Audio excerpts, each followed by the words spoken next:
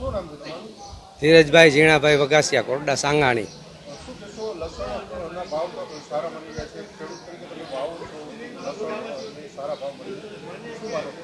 સાહેબ અત્યારે તો સારા ભાવ મળી રહ્યા છે, પણ હજી સિઝનને છે ને 1 મહિનાની વાર છે, એટલે જે કાંઈ આગતરા લસણ છે એમને ભાવ મળે છે ખેડૂતને.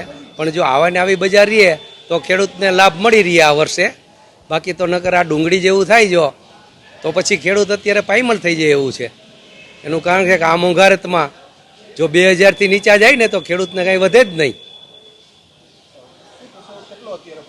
અત્યારે તો ભાવ સાહેબ 2500થી માંડીને 3500 4000 સુધી છે, પણ આ અછત થઈ છે ને એના હિસાબે ભાવ છે કે જે કાંઈ આ જોઈ આ જીવન જરૂરિયાત વસ્તુ છે, જે કાંઈ જોઈ તો એ એટલી લેવી જ પડે એમ છે.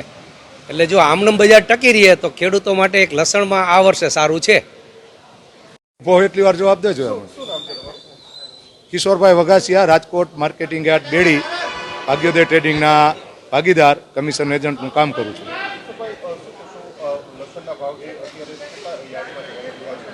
જૂના લસણની આવક આમ જુઓ તો 25-50 દાગીના છે, અને જૂનું લસણ જનરલી ખાવામાં યુઝ વધારે થતું હોય નવા લસણ કરતાં. શું કામે એ ફોલવામાં સરળ રહેતું હોય, અને જૂનું લસણ અટાણે મીડિયમ માલ 2500થી 3500-4000ના ભાવ છે, સારો માલ 4500થી 6500-7000 છે.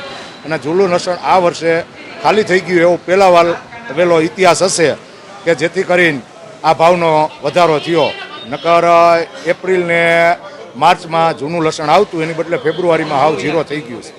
આ ભાવનો ઉછાળો એને કારણે અમે સમજી શકીશું. હા, એ હવે મારી લાઈફમાં હું પહેલો ઇતિહાસ જોઉં છું કે ન ભૂતો ન ભવિષ્ય થઈ શકે. કારણ કે અત્યાર સુધીમાં ખેડૂતે જ્યારથી વાવતા શીખા ખેતી કરતા ત્યારથી અત્યાર સુધીમાં પહેલો ભાવ આવો જોવા મળશે. અને અત્યારે જે લસણ ખાલી થઈ ગયું જૂનું, એને કારણે આ ભાવનો ઉછાળો છે. બાકી કોઈ સટ્ટો કે આ તે કોઈ કહેતું હોય તો એ વાત ખોટી છે. અને નવું લસણ જે માર્કેટમાં આવવા માંડ્યું છે એ મધ્યપ્રદેશનું આવે, લોકલ લસણ અહીંનું નથી આવતું. મધ્યપ્રદેશનું લસણ આવે એ 2500થી 4500-5000, સારી ક્વોલિટી હોય 6000-7000 આવા ભાવ છે. મધ્યપ્રદેશ ઇન્દોર છે, બદનાવર છે, મંસૂર છે, નીમચ છે, આ બધા યાર્ડના લસણ આવે છે ખેડૂતો વેચવા અહીંયા. બાકી તો જનરલ સૌરાષ્ટ્રના લસણ હજી 1 થી 1.5 મહિનો લેટ આવે એવું દેખાય છે.